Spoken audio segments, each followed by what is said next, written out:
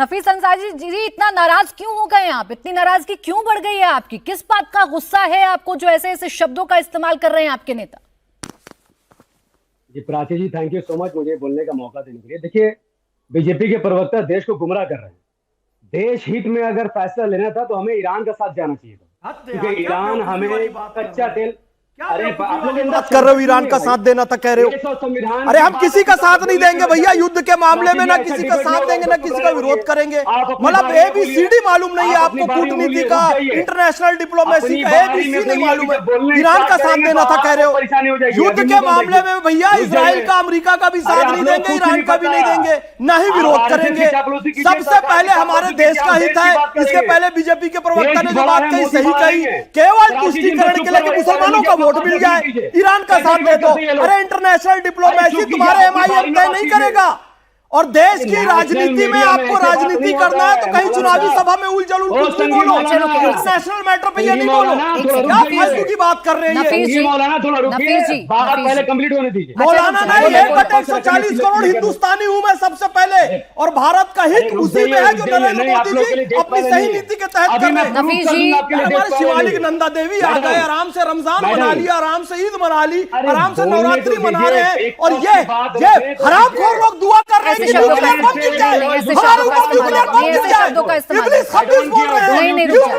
बोलोगे किसी व्यक्ति भाषा की मर्यादा, मर्यादा आपकी पार्टी ने तोड़ी है। ये दुआ बदुआ कर रहा है कि न्यूक्लियर बम गिर जाए। इनके पार्टी का नेता सुनकर खून खोल रहा है मेरा। अच्छा रुके, अच्छा एक मिनट रुके। किसी के साथ किसी के लिए अपमानजनक शब्दों का इस्तेमाल, अपमानजनक शब्दों का इस्तेमाल। अच्छा रुके, नफीस जी, मोहम्मद कलम किया नमाज में तुम लोग हो। हिंदुस्तान के जिन लोगों ने रज़ाकारों की पार्टी बनाकर, फैज खान जी मैं आपके पास आऊंगी। फैज खान जी एक सेकंड रुके, उनको कंप्लीट करने दें। एक सेकंड रुक जाए, एक सेकंड रुक जाए, एक सेकंड रुक जाए, एक सेकंड रुक जाए। फैज खान जी उनको कंप्लीट करने दे। मैं जान तो लूं कि ये साहब डिप्लोमेसी कहां से पढ़कर आए हैं, कौन सी कूटनीति पढ़कर आए हैं, कहां से इनको ज्ञान प्राप्त हुआ है। मैं कम से कम जान तो लूं, मैं डेप्थ में तो जान लूं। सिर्फ इस वजह से नफीस अंसारी जी कि आप खुश हो जाएं, सिर्फ इस वजह से कि कुछ जो चंद मुट्ठी भर लोग हैं वो खुश हो जाएं, भारत की डिप्लोमेसी आपसे पूछ कर तय होगी क्या अब? या इस वजह से कि आप अपने वोट बैंक को खुश कर लें, अपनी झोली में आप वोट डाल लें, तो भारत की डिप्लोमेसी आपसे पूछ कर तय होगी? आप मुझे 10 सेकंड पक्ष रखने दीजिए, आप इंशाल्लाह सेटिस्फाई हो जाएंगे। देखिए, बात है कि देश हित में जिसका भी साथ देना होगा, देश का मुसलमान उसका साथ देगा। मुसलमान भैया मुसलमान नहीं बोलो, फिर मैं आपत्ति करूंगा। मुझे स्क्रीन में नीचे गलत सलत बात आप मत बोलो। मुसलमान साथ देगा, हिंदू साथ देगा, ये प्रश्न नहीं है। देश की डिप्लोमेसी, फॉरेन पॉलिसी हमारे डिप्लोमेट्स तय करेंगे, हमारे देश के राजनीति तय करेंगे।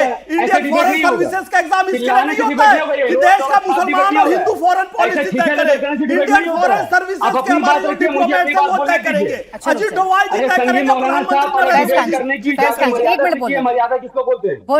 बोले नफीस। मैडम देखिए, क्योंकि ईरान हमें सस्ता तेल दे रहा था, स्टेट ऑफ हॉर्मुज पर पूरा कब्जा ईरान का ही रहता है, तेल गैस सब कुछ ईरान हमें देता था, प्लस 60 दिन का वो क्रेडिट देता था। इस मामले में ईरान के साथ हमें खड़ा होना चाहिए था और हम हैं अभी। अच्छा सुनिए, एक बात सुनिए नफीस जी, पहले तो ये गलत जानकारी आप लोगों के पास होती है ना, और बार बार उसको करेक्ट करना पड़ता है।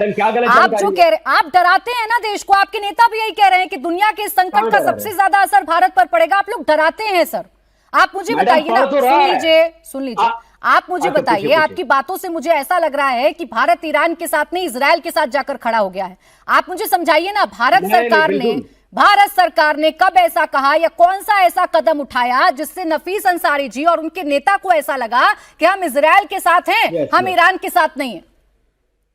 इसका सबूत यह है, सबूत नंबर 1, जब आयतुल्लाह खामनेई को गलत तरीके से इंटरनेशनल लॉ का बेइज्जती करते हुए जब उनको मारा गया, भारत उस पर कुछ नहीं कहा। भारत ने कहा, ईरान ने बदले में कार्रवाई की।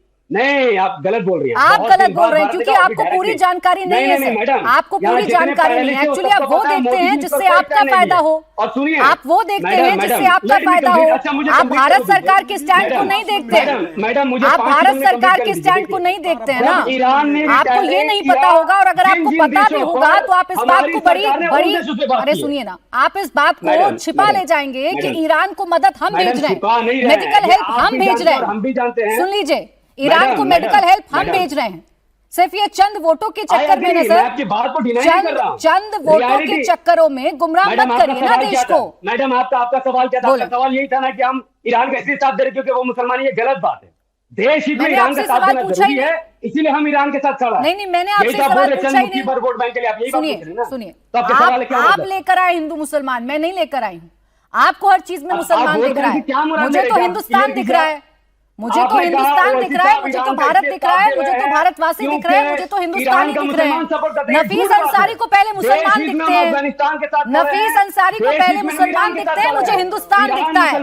ये अंतर है आप में और मुझ में और पैनल में बैठे बाकी लोगों में भी। मैडम मैं अभी भी कह रहा हूँ, देश हित में हम ईरान के साथ खड़े हैं और देश हित में अफगानिस्तान के साथ खड़े हैं। देश हित में इजराइल अमेरिका के साथ, अमेरिका के खिलाफ है और देश हित में हम पाकिस्तान के खिलाफ है। जो देश के लिए बेहतर होगा हम उसके साथ खड़े रहेंगे। अदरवाइज इजराइल का साथ देना, अमेरिका का साथ देना देश के साथ धोखे। अरे कहाँ दिया है साथ, कहाँ दिया है? रुक जाए नफीस अंसारी जी, झूठ नहीं चलेगा, झूठ नहीं चलेगा यहाँ, सच बोलिएगा। मुझे बताइए कहाँ हम अमेरिका और इजराइल का साथ दे रहे हैं? मुझे बताएं कहां दे रहे हैं हम अमेरिका और इजराइल का साथ? आयतुल्लाह खamenei साहब की मौत, अरे हम अमेरिका और इजराइल का साथ कब दे रहे हैं और कहां दे रहे हैं ये बताइए तथ्यों के साथ, इधर उधर की बात मत करिए। मैं भी जानना चाहती हूं नफीस अंसारी जी, आपने जितना क्लियर कहा है उतना ही क्लियर उदाहरण के साथ और फैक्ट्स के साथ मुझे बताइएगा, भारत ने ऐसा कब कहा कि हम अमेरिका और इजराइल के साथ खड़े हैं?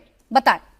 आप सुनेंगे तब तो समझ में आएगा। जब ईरान ने रिटेलिएट किया गल्फ नेशन पर, मोदी जी ने एक एक प्राइम मिनिस्टर को फोन करके कहा कि हम आपके साथ हैं, लेकिन ईरान पर उन्होंने नहीं कहा कि हम ईरान के साथ गलत और हम उनके साथ हैं। तो ये फैक्ट है, यही तो दर्शाता है कि भारत के सारे भारत के प्रतिनिधि जाके मिल रहे बाद में हैं। भारत की जनता पीतल का लोटा तक दे रही है ईरान के लिए, 10-10, 20-20 रुपए फटे फटे नोट निकाल के दे रहे हैं कि भैया हम साथ हैं और कितना साथ देंगे। इसीलिए हम देश के साथ खड़े हैं। सही जानकारी नहीं है आपके पास नफीस जी, सही जानकारी नहीं है आपके पास। पहले जाइए और पता करके आइए कि भारत सरकार का स्टैंड क्या है। पहले पता करके आइए कि भारत सरकार ने अभी तक क्या क्या कदम उठाए हैं। पहले पता करके आइए कि हमारे देश के प्रधानमंत्री ने किस किस राष्ट्रीय अध्यक्ष से बात की है। पहले पता करके आइए कि हमारे प्रधानमंत्री के बातचीत के बाद स्ट्रेट ऑफ हॉर्मुज से शिवालिक भी आया है और जग लाडकी भी आया है और नंदा देवी भी आया है। तो पहले पता करके आइए। ये झूठ के नाम पर वोटों की राजनीति मत करिएगा।